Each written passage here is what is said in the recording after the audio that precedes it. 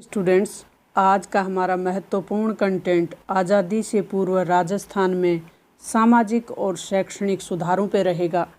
आज़ादी से पूर्व राजस्थान में कुछ ऐसी परंपराएं थी जो सही नहीं थी समाज के दृष्टिकोण से, उनको धीरे धीरे ख़त्म करने का प्रयास किया गया। तो इस टॉपिक को हम शुरू करेंगे आखा तीज यानी अक्षय तृतीया। सबसे पहले हम आखा तीज या अक्षय तृतीया पे बात करेंगे। अक्षय तृतीया आखा तीज का जो उत्सव है, या कहें कि ये सबसे बड़ा विवाह उत्सव होता है राजस्थान में। बाल विवाह सबसे अधिक आखा तीज पे ही होते हैं, अक्षय तृतीया पे ही होते हैं। ये त्यौहार वैशाख की जो शुक्ल पक्ष की तृतीया को मनाया जाता है। इस आखा तीज का महत्व ये है कि इस पे किसी भी सावे की या किसी प्रकार का सावा निकलवाने की ज़रूरत नहीं होती। ये एक अबूझ सावे के रूप में मानी जाती है। तो सबसे अधिक बाल विवाह इसी पे होते हैं, अक्षय तृतीया पे। तो एक जूही जो लड़की है वो खबर को पढ़कर अपनी माँ से प्रश्न करती है कि ये जो अक्षय तृतीया है इस पे सबसे अधिक विवाह क्यों होते हैं। तो माँ जवाब देती है कि ये हमारे रीति रिवाज और परंपराओं का हिस्सा है, पर ये धीरे धीरे इसमें बदलाव हो रहे हैं और लोगों को की जो समझ है वो इस दिशा में बन रही है। बाल विवाह, जाति प्रथा, सती प्रथा, कन्या वध और दास प्रथा जैसी परंपराएं या प्रथाएं हमारे समाज में प्रचलित रही थी। धीरे धीरे इन प्रथाओं को दूर करने का प्रयास किया गया और काफ़ी हद तक इनको दूर किया गया है। तो इसके लिए हम देखेंगे कि किन शासकों ने अपना योगदान दिया, किन समाज सुधारकों ने प्रयास किया, उसके बारे में हमारा ये चैप्टर रहेगा। प्राचीन काल में समाज में वर्ण व्यवस्था पर आधारित जाति व्यवस्था का स्वरूप विद्यमान था, लेकिन ये जो स्वरूप था ये श्रम और कार्य विभाजन पर आधारित एक सकारात्मक व्यवस्था थी। लेकिन धीरे धीरे इस रूप ने इतना नकारात्मक रूप ले लिया कि ये जन्म पे आधारित हो गई और समाज में इसका विकृत रूप सामने आने लग गया, जिसका समाज पे सीधा प्रभाव पड़ता है। चूँकि सकारात्मक व्यवस्था है वो मस्तिष्क को खोलती है और नकारात्मक जो व्यवस्था है वो मस्तिष्क को विकृत कर देती है। और उस समय विवाह संस्था, जब बाल विवाह पे बात करें तो जब पहले बाल विवाह होते थे तो बाल विवाह एक सामाजिक संस्था का मजबूत रूप थी, लेकिन ये भी धीरे धीरे परंपरा और मान्यताओं की अपनी जो प्रासंगिकता थी उसको नहीं बचा सकी और इसने भी समाज में एक विकृत रूप ले लिया। तो बाल विवाह, सती प्रथा, जाति प्रथा, कन्या वध, दास प्रथा जैसी कुरीतियाँ समाज में फैल गई और तत्कालीन सामाजिक जो सुधारक थे उन्होंने ब्रिटिश सरकार की मदद से, या कहें कि ब्रिटिश सरकार की मदद ली और अपने प्रयासों से इन्हें दूर करने का प्रयास किया। तो सामाजिक सुधार हम देखेंगे कि किस तरीके से शुरुआत होती है। तो राजस्थान में सन 1818 से 1947 तक ब्रिटिश सरकार का प्रभाव रहा। तो ब्रिटिश सरकार सीधे हस्तक्षेप नहीं करती थी सामाजिक और आर्थिक मामलों में, क्योंकि वो हस्तक्षेप की नीति का पालन कर रही थी। तो इसलिए पहले आवश्यक था कि सुधारों से जुड़े महत्वपूर्ण जो पक्ष हैं उनको शिक्षा से सबसे पहले शिक्षा पे जोर दिया जाए। स्वामी विवेकानंद और दयानंद सरस्वती के प्रयासों से राजस्थान में इसके लिए बेहद महत्वपूर्ण प्रयास किए गए। रियासत काल के राजा यानी राजपूताना के शासक थे, उन्होंने भी सामाजिक कुरीतियों को दूर करने के प्रयास किए। इनमें हम देखेंगे कि सती प्रथा के लिए किसने प्रयास किया। तो सती प्रथा को सब जानते हैं कि जब किसी महिला का पति का देहांत हो जाता था तो उस महिला को या तो महिला अपनी इच्छा से जिंदा जल जाती थी, सती हो जाती थी, या उसे ज़बरदस्ती जला दिया जाता था। तो इस प्रकार की ये परंपरा थी, एक प्रथा थी जिसे सती प्रथा के नाम से जानते हैं। तो सती प्रथा राजस्थान के कुछ क्षेत्रों में प्रचलित थी। मध्यकाल में मोहम्मद बिन तुगलक और अकबर ने भी इस प्रथा को रोकने का प्रयास किया। ब्रिटिश काल में राजा राम मोहन के प्रयासों से प्रेरित होकर 1829 महत्वपूर्ण फैक्ट है अपना 1829 में कानून बनाकर लॉर्ड विलियम बेंटिंक ने सती प्रथा को गैर कानूनी घोषित किया। सर्वप्रथम जयपुर राज्य, किस राज्य ने सती प्रथा के लिए सबसे पहले प्रयास किया? तो सर्वप्रथम जयपुर राज्य में जयपुर संरक्षक समिति के प्रयासों से सती प्रथा निषेध कानून पारित किया गया और इसके पश्चात कोटा, जयपुर, मेवाड़ में भी सती प्रथा का उन्मूलन हेतु कानून बनाए गए। कन्यावध, कन्यावध यानी जन्म लेते ही लड़की या कहें कि बालिका भ्रूण की हत्या करना कन्यावध कहलाता था। तो राजस्थान में सर्वप्रथम कोटा राज्य में कन्यावध को गैर कानूनी घोषित किया और इसके पश्चात बीकानेर, जोधपुर, जयपुर, उदयपुर और अलवर राज्यों ने भी इस प्रथा को गैर कानूनी घोषित किया। तो सबसे महत्वपूर्ण फैक्ट कोटा को याद रखें आप। कन्यावध के लिए कोटा, क से क को मिलान करें, कोटा में क है और कन्यावध में भी क है। तो सती प्रथा के लिए सबसे पहले जयपुर, कन्यावध के लिए कोटा ने प्रयास किया। बाल विवाह और अनमेल विवाह निषेध कानून। बाल विवाह एक निश्चित उम्र या कहें कि वर्तमान में विवाह की उम्र लड़की की 18 वर्ष और लड़के की 21 वर्ष है, तो इससे कम उम्र की लड़कियों या लड़कों का विवाह करना बाल विवाह कहलाता है। और अनमेल विवाह यानी जब लड़की और लड़के की उम्र में बहुत ज़्यादा अंतर हो तो उसे अनमेल विवाह, या उनकी योग्यता में बहुत ज़्यादा अंतर हो तो उन्हें भी अनमेल विवाह कहा जाता है। तो कम उम्र ये हमने देख लिया। तो इससे शारीरिक और मानसिक स्वास्थ्य पर विपरीत प्रभाव पड़ता है। अनमेल विवाह और बाल विवाह का राष्ट्रीय स्तर पर अनमेल और बाल विवाह जैसी कुप्रथाओं को रोकने के लिए समाज सुधारक स्वामी दयानंद सरस्वती ने आवाज़ उठाई थी और 10 दिसंबर 1903 को अलवर रियासत ने बाल विवाह और अनमेल निषेध विवाह के लिए कानून बनाए। अलवर रियासत ने बाल विवाह के लिए सबसे पहले प्रयास किए। दास प्रथा उन्मूलन। भारत में दास प्रथा प्राचीन काल से प्रचलित थी। राजस्थान भी इससे अछूता नहीं था। मुगलों के आगमन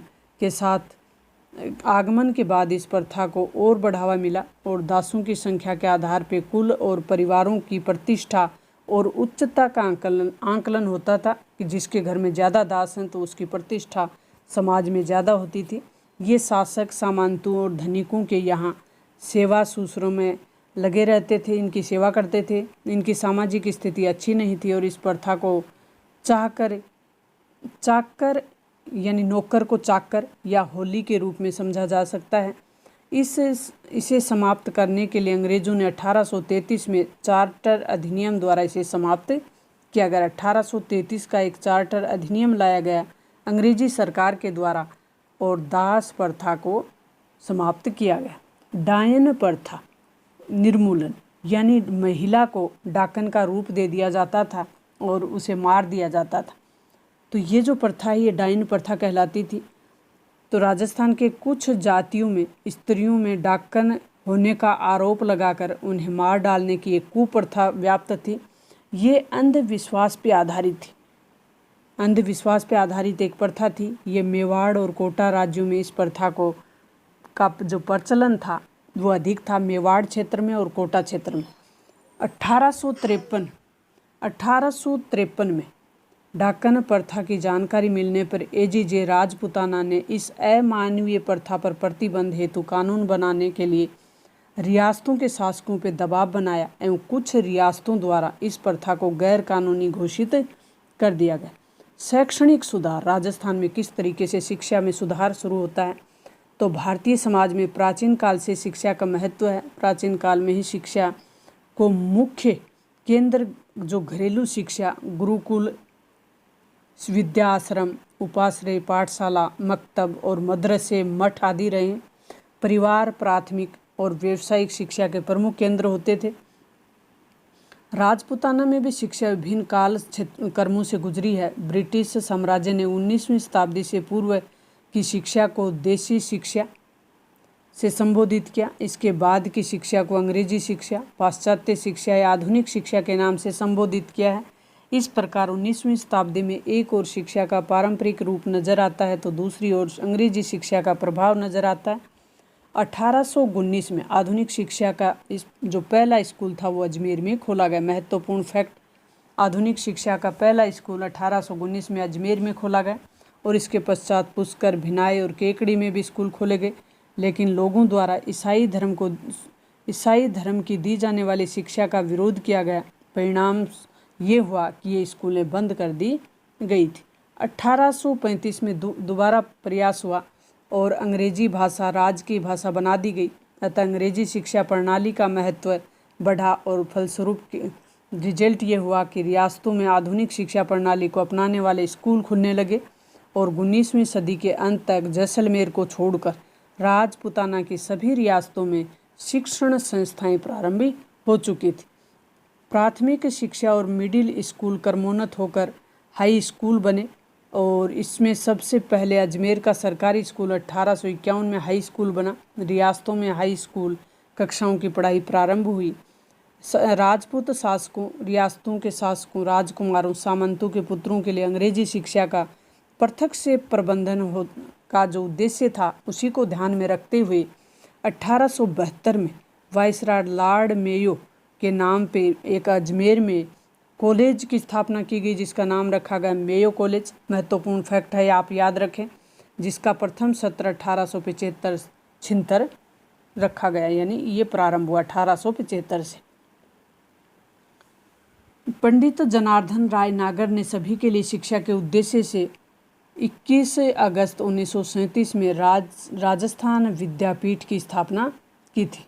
पंडित जनार्दन राय नागर ने सभी के लिए शिक्षा। महिला शिक्षा पे बात करेंगे हम। 1861 में मिशनरी संस्था और कन्या वर्नाक्यूलर स्कूल प्रारंभ किया गया। सरकार द्वारा 1866 में पुष्कर, अजमेर में मेरवाड़ा केंद्र शासित क्षेत्र में प्रथम सरकारी कन्या स्कूल खोला गया।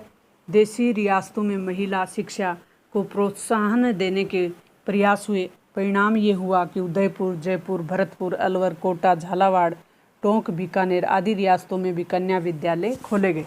तो सबसे पहले कहाँ प्रयास हुआ? अजमेर में बालिका शिक्षा के लिए, या कहें कि महिला शिक्षा के लिए। प्रमुख जननायकों की बात करेंगे। राजस्थान की भूमि में कुछ ऐसे जननायक हुए हैं जिन्हें न सिर्फ स्वतंत्रता में योगदान दिया, बल्कि समाज में फैली हुई कुरीतियों को दूर करने के लिए और स्त्री शिक्षा हेतु विशेष प्रयास किए हैं। इनमें हम देखेंगे भोगीलाल पांड्या। भोगीलाल पांड्या को राजस्थान में आदिवासियों का मसीहा, महत्वपूर्ण फैक्ट याद रखें आप, आदिवासियों का मसीहा, बागड़ के गांधी के नाम से कौन जाने जाते हैं? भोगीलाल पांड्या। इनका जन्म 1904 में डूंगरपुर में हुआ था। इन्होंने बच्चों और प्रौढ़ों के लिए, यानी जो एक उम्र के बाद शिक्षा लेना चाह रहे हों, प्रौढ़ों के लिए पाठशाला स्थापित की और ये पाठशाला आगे चलकर बागड़ सेवा मंदिर, महत्वपूर्ण फैक्ट, बागड़ सेवा मंदिर की स्थापना किसने की? भोगीलाल पांड्या ने। भोगीलाल पांड्या से संबंधित 3 फैक्ट हो गए हमारे। आदिवासियों का मसीहा, बागड़ के गांधी, इनका जन्म डूंगरपुर, और इनकी जो पाठशाला थी उनका नाम है बागड़ सेवा मंदिर। नाना भाई खाट जो कि एक भील थे, सेगा भाई और काली बाई, इनका शिक्षा के क्षेत्र में क्या योगदान है? तो हम देखेंगे कि डूंगरपुर राज्य में जन जागृति हेतु सेवा जो संघ द्वारा एक पाठशाला खोली गई थी। राज्य के पुलिस अधिकारियों ने नाना भाई को पाठशाला बंद करने के लिए कहा। अंग्रेज अधिकारी, या कहें कि राज्य के जो पुलिस अधिकारी थे तत्कालीन समय में, क्योंकि उस समय राजस्थान या कहें कि भारत आज़ाद नहीं था, अंग्रेज़ों का शासन था, तो उनके मना करने पर उनकी हत्या कर दी गई थी। एक पाठशाला खोली तो उन्हें बंद करने का आदेश दिया, लेकिन नाना भाई खाट और शेगा भाई, इन्होंने पाठशाला को बंद नहीं किया। तो नाना भाई के शहीद होने के बाद पाठशाला के दूसरे अध्यापक बने सेगा भाई, और फौज ने क्रूरता से पीटा और उन्हें वाहन के पीछे घसीट कर ले जाने लगे। तो किसी ने इसका प्रतिरोध नहीं किया, किसी ने भी विरोध नहीं किया। लेकिन एक 13 वर्ष की बालिका थी, भील बालिका, किस जाति से संबंधित थी? भील बालिका, काली बाई, जो खेत में घास काट रही थी। तो गुरु के साथ इस तरह का व्यवहार उस बालिका से देखा नहीं गया और वह उसके पीछे दौड़ी, जो उसके हाथ में फसल काटने वाली दाराती होती है एक, उसको ही लेकर तो उससे रस्सी को काट दिया और उन्हें बचा लिया। गुरु को तो बचा लिया, लेकिन जो वाहन पर फौज बैठी थी उन्होंने काली बाई को गोली चला दी और उनकी हत्या कर दी। अल्प आयु में ही यानी छोटी उम्र में ही 13 वर्ष की बालिका थी ये भील बालिका, तो अल्प आयु में ये बालिका शहीद हो गई। और नाना भाई खाट सेगा भाई के त्याग ने शिक्षा की स्थिति को मजबूत करने में महत्वपूर्ण भूमिका निभाई। करणी सिंह बीकानेर रियासत के महाराजा करणी सिंह का जन्म 1924 में होता है और ये 1952 से 1977 तक 25 साल लोकसभा के सदस्य रहते हैं और इनके द्वारा बालिका शिक्षा के लिए सराहनीय प्रयास किया जाता है। शैक्षिक गतिविधियों के उन्नयन के लिए यानी शिक्षा के साथ साथ जो भी गतिविधि हैं, खेल कूद, निशानेबाजी आदि को प्रोत्साहन भी इन्होंने दिया और छात्रवृत्ति की शुरुआत भी की। अब नेक्स्ट हमारे व्यक्तित्व हैं वो हीरालाल शास्त्री, एक महत्वपूर्ण व्यक्तित्व। राजस्थान के पहले मुख्यमंत्री हीरालाल शास्त्री का जन्म 24 नवंबर 1899 को जोबनेर जयपुर में होता है। ये किसान परिवार में पैदा होते हैं। प्रारंभ से ही समाज सेवा की इनके अंदर भावना थी, जिसके कारण इन्होंने जयपुर राज्य की सेवा का परित्याग कर दिया और सन 1929 में इन्होंने दूरस्थ एवं पिछड़े राज्य वनस्थली को चुना। टोंक में है ये क्षेत्र। यहाँ इन्होंने जीवन कुटीर नामक संस्था की स्थापना की। महत्वपूर्ण फैक्ट, जीवन कुटीर नामक संस्था का संबंध हीरालाल शास्त्री, जहाँ समर्पित सामाजिक ग्रामीण कार्यकर्ता को रोजगार और ग्रामीण जो क्षेत्र है उसकी पुनः रचना हेतु प्रशिक्षण दिया जाता था और ये आगे चलकर प्रजामंडल में भी सक्रिय रहे। और 1948 में जब जयपुर स्टेट और 30 मार्च 1949 को राजस्थान के प्रथम मुख्यमंत्री बने, अपनी पत्नी के साथ इन्होंने महिला शिक्षा के लिए एक संस्था का नाम रखा। उनका नाम, एक संस्था की स्थापना की, उनका नाम था वनस्थली विद्यापीठ, जो कि टोंक में है। आज भी एक बहुत बड़ी महिला शिक्षा में योगदान देने वाली संस्था है वनस्थली विद्यापीठ। अब है रतन शास्त्री, जो कि हीरालाल शास्त्री की पत्नी हैं। तो रतन शास्त्री को महिला शिक्षा के क्षेत्र में उल्लेखनीय योगदान देने वाली महिला के रूप में जाना जाता है और इन्होंने वनस्थली विद्यापीठ की स्थापना की। महिला और बच्चों की शिक्षा के क्षेत्र में उल्लेखनीय कार्य करने के लिए इन्हें कई सम्मान दिए गए। अब इनके सम्मान आप याद रखें रतन शास्त्री के। इन्हें पद्मश्री, पद्म भूषण और जमनालाल बजाज अवार्ड, 3 अवार्ड इनको मिल चुके हैं, पद्मश्री, पद्म भूषण और जमनालाल अवार्ड। अब नेक्स्ट हमारा व्यक्तित्व है वो किशोरी देवी। किशोरी देवी के बारे में हम देखते हैं कि किशोरी देवी स्वतंत्रता सेनानी सामाजिक कार्यकर्ता थी। इनका जन्म दुलारों का बास झुंझुनू जिले में हुआ। 1838 में इनके पति सरदार हरलाल सिंह को वहां के जागीरदार ने झूठे मुकदमे में फंसाकर कारावास में डाल दिया। इनके खिलाफ किशोरी देवी ने आंदोलन चलाया और महिलाओं का समूह बनाकर जयपुर में सत्याग्रह किया। महिलाओं के उत्थान के लिए समाज सुधार और स्वतंत्रता आंदोलन में किशोरी देवी ने भाग लिया। मामा बालेश्वर दयाल 10 मार्च 1905 को जन्मे मामा बालेश्वर दयाल सामाजिक कार्यकर्ता के रूप में प्रसिद्ध रहे और भील जनजाति विशेषकर राजस्थान और मध्य प्रदेश के लोगों के लिए इन्होंने काम किया और इनके लिए इन्होंने जल, जंगल और ज़मीन का आंदोलन चलाया। नेक्स्ट हमारे जो अभ्यास पर्सन हैं उनको हम थोड़ा देख लेते हैं कि आज अब ऊपर हमने जो कुछ देखा है क्या हमें कुछ समझ में आया। आज़ादी से पूर्व राजस्थान में कौन सी प्रथाएं प्रचलित थी? तो सती प्रथा भी थी, डाकन प्रथा भी थी, बाल विवाह भी थी और उपयुक्त सभी प्रथाएं थी। तो हमारा ऑप्शन डी हो जाएगा, द हो जाएगा। उपयुक्त सभी प्रथाएं थी। तो आपको याद हो गया होगा सती प्रथा के लिए सबसे पहले किसने प्रयास किया, डाकन प्रथा के लिए कौन सी रियासत ने, और ये कौन से एरिया में विशेष डाकन प्रथा उस समय प्रचलित थी। बाल विवाह के लिए किसने सबसे पहले प्रयास किया। उन शासकों के नाम याद रखें, उन रियासतों के नाम आप याद रखें। 1819 को आधुनिक शिक्षा का पहला स्कूल कहाँ खोला गया? अजमेर में। दास प्रथा, मिलान करना है अब हमें। दास प्रथा एक कुरीति है। अमृता देवी खेजड़ली आंदोलन, ये जोधपुर में चला था। खेजड़ली यानी खेजड़ी को बचाने के लिए पेड़ों से लिपट गई थी अमृता देवी। तो खेजड़ली आंदोलन से इनका संबंध है। मेयो कॉलेज अजमेर में खोली गई थी, विद्या भवन उदयपुर में। इस तरीके से हमने इस चैप्टर को समझने का प्रयास किया है। आज़ादी से पूर्व राजस्थान में सामाजिक स्थिति किस तरीके से थी, शिक्षण व्यवस्था के किस तरीके से प्रयास किए गए, कौन कौन सी कुप्रथाओं को दूर करने का प्रयास हुआ। तो मुझे उम्मीद है कि आपको ज़रूर समझ में आ गया होगा। तो मिलते हैं नेक्स्ट वीडियो में। अगर आप चैनल पे नए हैं तो अपने दोस्तों के साथ शेयर करें, सब्सक्राइब करें।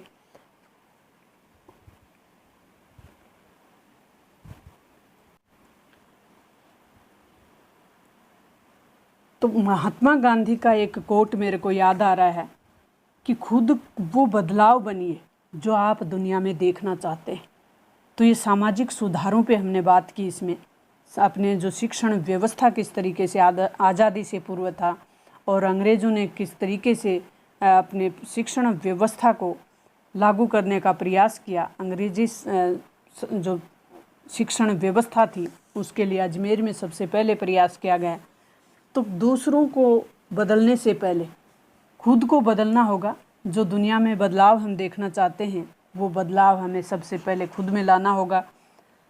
जीवन को छोटे उद्देश्यों के लिए जीना भी जीवन का अपमान है। अपने उद्देश्यों को ऊंचाई दीजिए और अब प्रयास करिए। बेहतर प्रयास बेहतर रिजल्ट लेके आते हैं। थैंक्स।